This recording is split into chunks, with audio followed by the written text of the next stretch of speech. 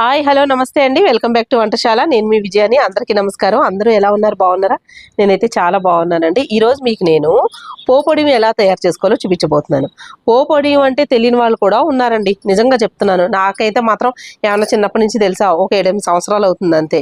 ఎందుకో తెలుసా పోపొడియం తెలిసింది. అప్పటి వరకు పోపొడియం అంటూ ఇలా ఉంటుంది, పోపు వేసుకునేది అన్న విషయం తెలీదు. ఒకవేళ నాలాగే తెలియని వాళ్ళు ఎవరైనా ఉన్నారేమోనని చెప్పి ఇప్పుడు చెప్తున్నాను. ఫస్ట్ ఏంటంటే పోపొడియం అని పక్కింట్లో బాగా పప్పు పోపేసిన నేను మా రేణు కూడానండి. ఏంటి విజ్జు, అసలు పక్కింట్లో ఏంటి పోపు వేస్తే చాలు పైకంటే ఇంత గుమ్ములాడిపోతూ వస్తుంది, మన ఆడవాళ్ళు ఉండలేము కదా అడగకుండాను. అడిగేస్తే ఆవిడ ఇలాగా పోపొడి ఉంటుందండి, ఆ పోపొడితో పోపు వేస్తున్నాను అన్నారు. ఇంకా నాకు చూడండి పోపొడి అన్నది ఏంటది, పోపొడి అన్నారు ఏంటది తెలుసుకునేదాకా మరేను నేనైతేని విజు అదేంటో ఒకసారి కనుక్కో, పోపొడి అంటే ఏంటో అని. లాస్ట్కి ఎట్టకెలుగు మనం అడగకుండా ఉంటామా, అడిగేసాం. ఆవిడ చెప్పకుండా ఉంటుందా, చెప్పేసింది. చెప్పిన తర్వాత అప్పటి నుంచి కూడా ఆ వడియాలు రెడీ చేసుకుని నేను పోపు వేసుకుంటూ ఉంటాం. శ్రమ తక్కువ మనకి, రుచి ఎక్కువ అనమాట. అయితే ఆ పోపొడియాలు ఎలా రెడీ చేసుకోవాలో ఏమేమి కావాలో దానికి చూపిస్తాను. ఇగోండి ఉల్లిపాయలు మామూలుగా మనకి వస్తాయి చూడండి, రెగ్యులర్గా వాడుకుంటాం. ఆ ఉల్లిపాయల కన్నా ఇలాంటి తెల్ల ఉల్లిపాయలు తీసుకోవాలి. నేను 1 కేజీ ఉల్లిపాయలు తీసుకున్నాను. ఇవి 3 చూపిస్తున్నాను, ఆల్రెడీ కట్ చేసి పెట్టేశాను అనమాట. ఇలా తెల్ల ఉల్లిపాయలు అయితే ఏమవుద్దంటే పోపు వేసినప్పుడు తొందరగా మాడకుండా ఉంటుంది అనమాట. ఒకవేళ తెల్ల ఉల్లిపాయలు లేవనుకోండి, తెల్ల ఉల్లిపాయలు కూడా చిన్న చిన్నవి ఉంటాయి కదా, అవైనా తెచ్చుకోవచ్చు, బాగుంటాయి. లేదంటే నార్మల్గా రెగ్యులర్గా వాడుకునే ఉల్లిపాయలు, బుడ్డు ఉల్లిపాయలు ఉంటాయి చూడండి, చిన్న చిన్నవి ఉల్లిపాయలు, అలాంటివి కేజీకి ఒక 100-150 తగ్గుతాయి. ఆ ఉల్లిపాయలైనా తెచ్చుకోండి. ఇవి దొరకకపోతే లేదు, ఇంకా అవి 2 లేవంటే నార్మల్గా రెగ్యులర్గా వాడుకునే ఉల్లిపాయలే మీరు కట్ చేసుకోవచ్చు. అయితే నేను 1 కేజీ ఉల్లిపాయలకి చూపిస్తున్నానండి ఇక్కడ నేను మీకు. ఇదిగో కేజీ ఉల్లిపాయలు మీరు ఏం చేస్తారంటే చిన్న చిన్న నల్లి ముక్కల్లా కట్ చేసుకున్నా సరే, లేదంటే మనకి ఇప్పుడు ఇవి వచ్చినాయి కదా, ఏంటది ఉల్లిపాయ కట్టర్లో వేసుకుని బాగా నల్లిగా కట్ చేసేసుకున్నా సరే గుండలాగా. లేదు అంటే ఇలాగ ఇప్పుడు నేను కచ్చా పిచ్చా కింద మిక్సీలో వేసుకోండి. అలాగని మెత్తగా వేయకూడదండి. ఇదిగో ముక్కల్లా ఉండాలి. ఇలా చూడండి, ఇగో ఇలాగా. ఇది కేజీ ఉల్లిపాయలు పొట్టు తీసేసి ముక్కలు కోసి ఇలాగా కచ్చాపిచ్చ కింద మిక్సీలో వేసుకున్నాను. ఇదిగోండి ఒక జాడీలో పెట్టుకుంటున్నాను. మీరు సీసాలో కానీ ప్లాస్టిక్ వాడుకునేటట్టు ప్లాస్టిక్ దాంట్లో మీ ఇష్టం ఎందులో కావాలో అందులో వేసుకోవాలి. దీని ప్రాసెస్ ఉంటుందండి, కరెక్ట్గా ఎక్కడ స్కిప్ చేయకుండా చూడండి. తెలియని వాళ్ళకి చాలా ఉపయోగపడుతుందండి. ఇది రెడీ ఎందుకు చేసుకోవాలి, దేనికి ఉపయోగపడద్దో తర్వాత కూడా చెప్తాను నీకు. చాలా ఇంపార్టెంట్, మాత్రం మిస్ చేసుకోకండి. ఇది నీరు వస్తుందండి, ఇది నీరు వస్తుంది, ఉల్లిపాయలో నీరంతా వస్తుంది. ఇందులో ఏమేమి వేసుకోవాలో చెప్తా. ఫస్ట్ ఇందులో 1 స్పూను పసుపు వేసుకోండి. 1 కేజీకి ఉల్లిపాయలకి 100 గ్రాములు మినపప్పు వేసుకోండి. మీరు సాయిపప్పు ఉంటే సాయిపప్పు వేసుకోండి, లేదంటే ఇలా గుళ్ళిపప్పు కావాలంటే గుళ్ళిపప్పు అయినా సరే. అంటే గుళ్ళిపప్పు కాదు, ఎక్కువ సాయిపప్పే వాడతారు దీనికి. నేను లేదు సాయిపప్పు అని చెప్పేసి అది వేస్తున్నాను అనమాట. ఇదిగోండి 1 కేజీకి 50 గ్రాములు ఆవాలు, ఇదిగోండి 50 గ్రాములు జీలకర్ర, మెంతులు 25 గ్రాములు వేస్తున్నానండి. మెంతులు మరి ఎక్కువ వేసేయకూడదు, అంటే ఆవాలు అవన్నీ వేసినట్టు. కరివేపాకు, ఫ్రెష్ కరివేపాకు వేస్తున్నాను. ఒక 4-5 రెబ్బలు కాదు, ఇది ఒక 6-7 రెబ్బలు వేసుకోండి. ఇప్పుడు మన చెట్టుని కోసి మరీ వేస్తున్నాను ఇప్పుడు కడిగి తీసుకొచ్చి.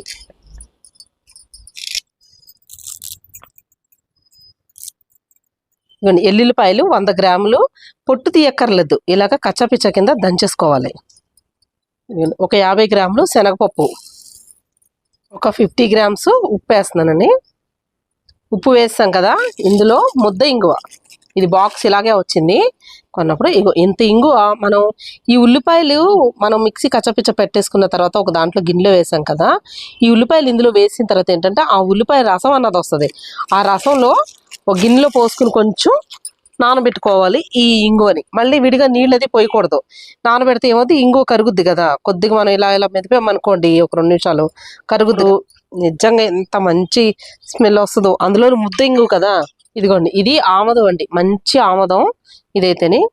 ఇదిగోండి ఇది చూడండి, ఆమదాన్ని ఇలా వేసుకోండి. ఆమదం ఇష్టం లేదు మాకు వేసుకోవడం అంటే నువ్వుల నూనె కానీ పల్లి నూనె కానీ వేసుకోండి, రిఫైండ్ ఆయిల్స్ అది వేయకూడదు.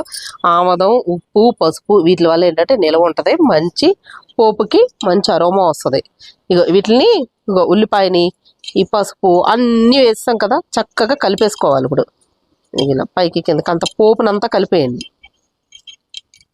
ఒక్కసారి ఇలా పిసుకుతూ కలిపారనుకోండి, చక్కగా పోపులకి ఉల్లిపాయ అంతా కరెక్ట్గా పట్టేస్తుంది. ఇలాగా ఇప్పుడు ఏంటి దీన్ని ఒత్తి పెట్టాలి కొంచెం. ఇలాగా మొత్తం నీట్గా ఎక్కడ సైడ్కి ఉంటే తీసేసుకుని శుభ్రంగా నీట్గా చేసుకుని ఇలాగా ఒత్తి పెట్టుకోవాలి. ఇదిగోండి ఇలాగా ఒత్తుకుని పెట్టేసుకుని మూత పెట్టేసుకుని పక్కన పెట్టేసుకోండి. ఈ రోజు నైట్ అంతా, అంటే ఇప్పుడు రేపు ఉదయం ఏం చేయాలో చూపిస్తాను. ఇది బాగా ఊరుతుంది కదా, కొంచెం ఎలా చేయాలో చూపిస్తాను. ఇదిగోండి నిన్న మనం పోపుడియం కోసం ఉల్లిపాయలు అవి రెడీ చేసుకుని పెట్టుకున్నాం కదా, అయితే ఈ రోజు తెల్లారిన తర్వాత ఏం చేస్తామంటే అది మొత్తం గట్టిగా పిండేసి నీరు వస్తుంది, ఎండలో పెట్టుకోవాలి. ఇదిగో చూడండి, ఇది పైకి చూడడానికి ఇలా ఉంది కదా, అన్ని నానతాయి, పప్పులు అవన్నీ బాగా ఊరతాయి అనమాట. ఊరి అవి నాని కొంచెం పెద్దగా అవుతాయి. ఇప్పుడు వాటిని గట్టిగా పిండేయాలి. పిండేసి ఇదిగో ఇలా చూడండి, నిన్న శనగపప్పు మినపప్పు ఇవన్నీ వేస్తే చూడండి ఎంత లావు అయినాయో ఇవి. ఇప్పుడు ఇంకా దీన్ని ఇట్లా గట్టిగా ఇట్లా పిండేసుకోవాలి.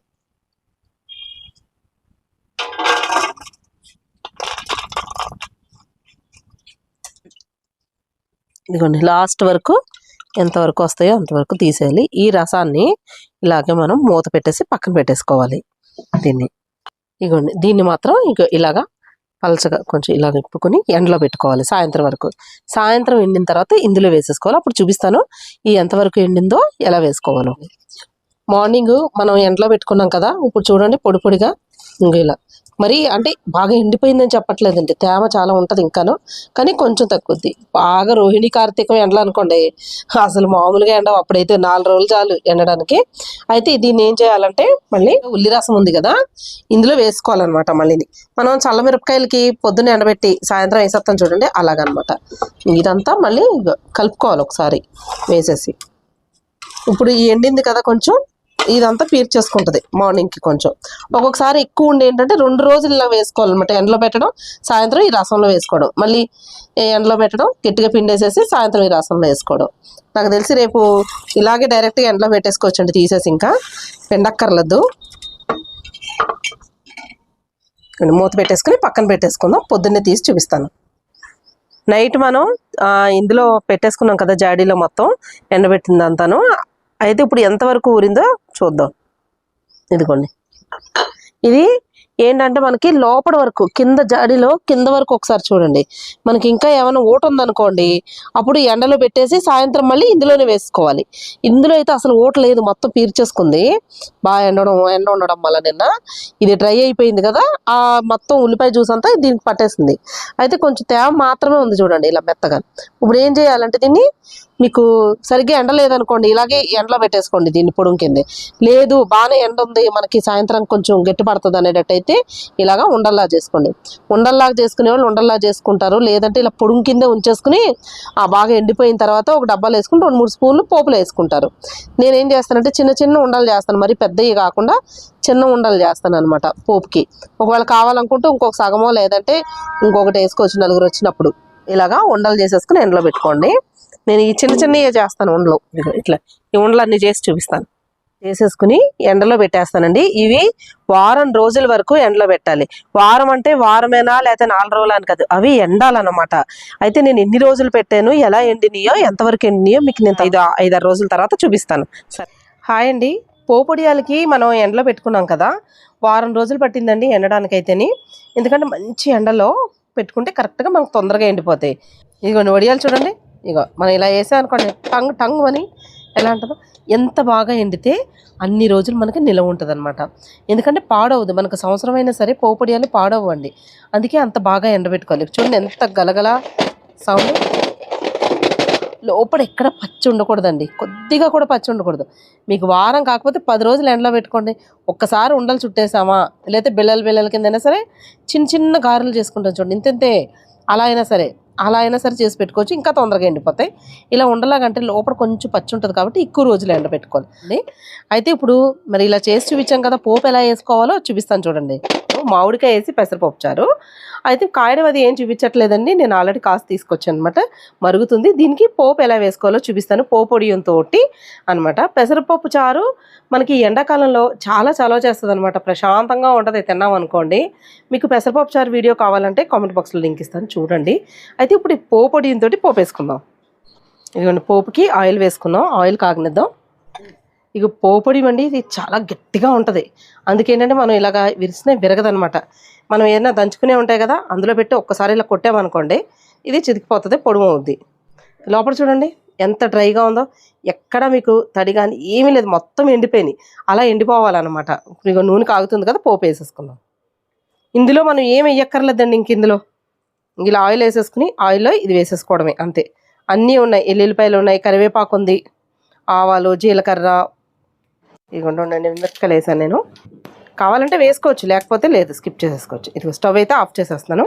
పెసరపప్పు చారు, మామిడికాయ పెసరపప్పు చారు అండి, ఇందులో వేస్తాను పోపు అయితే. ఇది చూడండి ఎంత మంచి సువాసన వచ్చేస్తుందంటే, ఇది మాత్రం పోపు స్మెల్ బయటికి పోకుండా మూత పెట్టేసుకోవాలి ఒక 2 నిమిషాలు. అంత మంచి స్మెల్ వస్తుంది. రేణు అంటుంది, అబ్బా కంఠంలోకి వెళ్ళిపోతుంది ఆ వాసన, అసలు పోపు వాసన ఎంత బాగుందో అని అంటుంది అనమాట.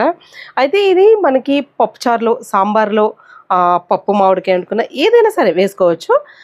మళ్ళీ రసంలో, మళ్ళీ పులుసులు పెట్టుకుంటాం కదా, ఆ పులుసుల్లో కూడా చాలా బాగుంటుంది అనమాట వేసుకుంటే. మీకు ఎండుమిరపకాయలు కూడా కావాలి అనుకుంటే మనం 5-6 ముక్కల కింద ఇలా గిల్లేసుకుని వేసుకున్నా కూడా పర్వాలేదు. నేను ఎండుమిరపకాయలు అయితే యూజ్ చేయను ఇందులో అయితే, అసలు నేను వేయను అనమాట. కావాలనుకున్న వేసుకోవచ్చు, అది చెప్తున్నాను.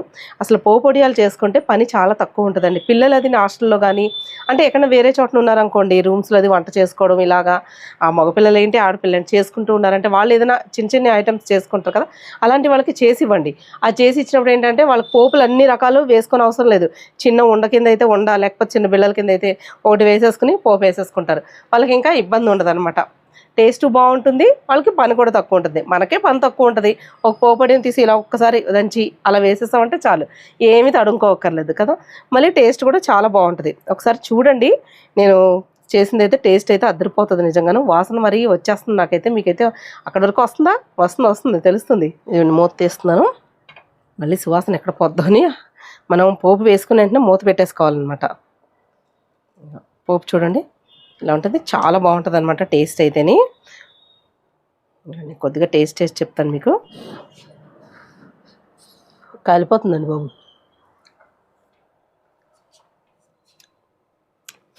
పోపొడియంతో వేసిన పోపుతోటి పెసరపప్పు చారు చాలా బాగుందండి. మామిడికాయ కూడా వేసాం కదా, ఇంకా టేస్టీగా పుల్లగా కారంగా ఉంది. మరి మీ అందరికీ నచ్చిందా? మరి నచ్చినట్లయితే ఒకసారి లైక్ చేయొచ్చు కదండి. ఒక లైక్ కొట్టాలి, అలాగే సబ్స్క్రైబ్ కూడా చేసుకోవాలి. సబ్స్క్రైబ్ చేసుకున్న వాళ్ళు బెల్ ఐకాన్ క్లిక్ చేసి ఆల్ అనే ఆప్షన్ ఉంటుంది, అది కూడా క్లిక్ చేస్తేనే మా వీడియోస్ అన్ని నోటిఫికేషన్ వస్తాయి. మరి ఇంకెందుకు ఆలస్యం, మళ్ళీ వచ్చే వీడియోలో ఒక మంచి రెసిపీతోటి మళ్ళీ కలుసుకుందాం. అలాగే మీ అభిప్రాయాన్ని కామెంట్లో తెలియచేయడం మాత్రం మర్చిపోకండి. ఓకేనా? అంతవరకు సెలవు.